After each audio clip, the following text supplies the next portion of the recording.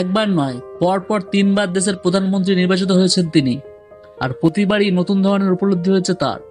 একটি সাক্ষাৎকারে সেই উপলব্ধি ভাগ করে নিয়েছেন নরেন্দ্র মোদী। সঙ্গে জীবনের বিভিন্ন পর্যায়ের বিভিন্ন অভিজ্ঞতাও শুনিয়েছেন তিনি।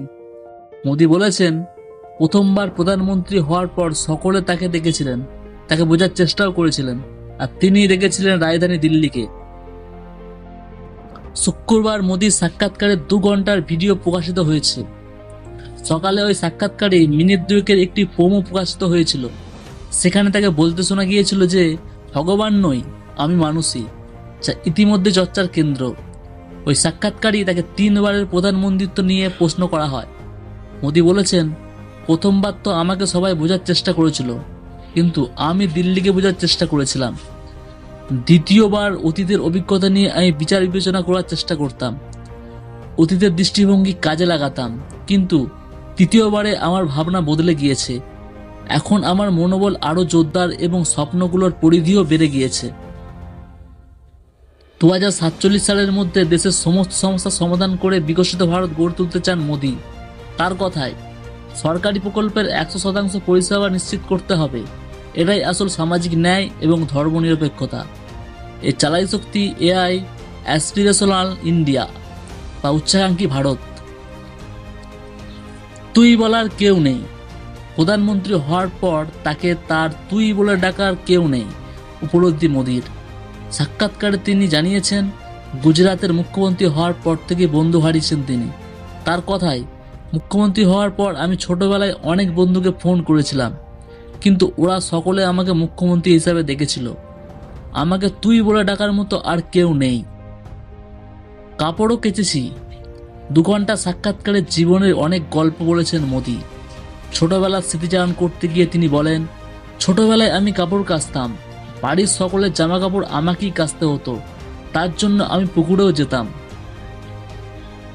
চীনা দূতাবাসের চিঠি। একবার চীনা দূতাবাসের চিঠিও লিখেছিলেন মোদী। তার কথায়, আমি বডরনগরে থাকতাম, কোথাও পড়েছি এখানে চীনা পর্যটক হিউয়েনসাং এসেছিলেন, তার ভ্রমণ কাহিনী নিয়ে একটি ছবিও তৈরি হয়েছিল। আমি চীনা দূতাবাসে চিঠি লিখে অনুরোধ করেছিলাম তাদের ছবিতে যেন আমাদের এই গ্রামকে ভালো করে দেখানো হয়। পরে 2014 সালে মোদী প্রধানমন্ত্রী হওয়ার পর চীনের প্রেসিডেন্ট শি জিনপিং ফোন করে তাকে গুজরাতের ওই গ্রাম ঘুরে দেখার ইচ্ছা প্রকাশ করেছিলেন। জীবনের সবচেয়ে বড় পরীক্ষা। গোধরাকাণ্ডের পরবর্তী সময়ে স্মৃতিচারণা করতে গিয়ে মোদী বলেন, 2002 সালে গুজরাতে ভোট ছিল। আমার জীবনের সবচেয়ে বড় পরীক্ষা। মনে আছে, আমি সবাইকে বলে রেখেছিলাম বেলা 12টার আগে আমাকে ভোটের ফলাফলের কোনো তথ্য না দিতে। পরে জানতে পারলাম 2/3 ভোটে আমি এগিয়ে এসেছি। আমার ভিতরে তখন অনেক কিছু হচ্ছিল, কিন্তু শেষ হবে আমি কোনো পাত্তাই দিইনি, নিজেকে সংযত রেখেছিলাম। সাধারণ ছাত্র। স্কুলে সাধারণ ছাত্র ছিলেন মোদী। বলেন, আমি তেমন চোখে পড়ার মতো কিছু করিনি স্কুলে। ভেলভিজাই চৌধুরী নামের আমাদের এক শিক্ষক ছিলেন। তিনি আমাকে অনেক উৎসাহ দিতেন। আমার বাবাকে বলেছিলেন আমার প্রতিভার কথা। পরীক্ষায় কখনো মনোযোগ দিতাম না আমি। প্রধানমন্ত্রী হিসাবে এটি তার প্রথম পডকাস্ট সাক্ষাৎকার। মেনে নিয়েছিলেন মোদী। বলেছেন, জানি না সাধারণ মানুষের সাক্ষাৎকারে কেমন ভাবে নেবেন। আমি আগেই কখনো এমন কিছু করিনি। ইতিমধ্যে 2 ঘন্টার ভিডিওটি সাড়া ফেলে দিয়েছে। প্রধানমন্ত্রী জীবনের অজানা গল্প জানতে চাইলে অনেকেই সেই সাক্ষাৎকার শুনে ফেলেছেন। এই ধরনের লেটেস্ট নিউজ আপডেট পেতে RS নিউজ বাংলা চ্যানেলকে সাবস্ক্রাইব করে পাশে থাকুন।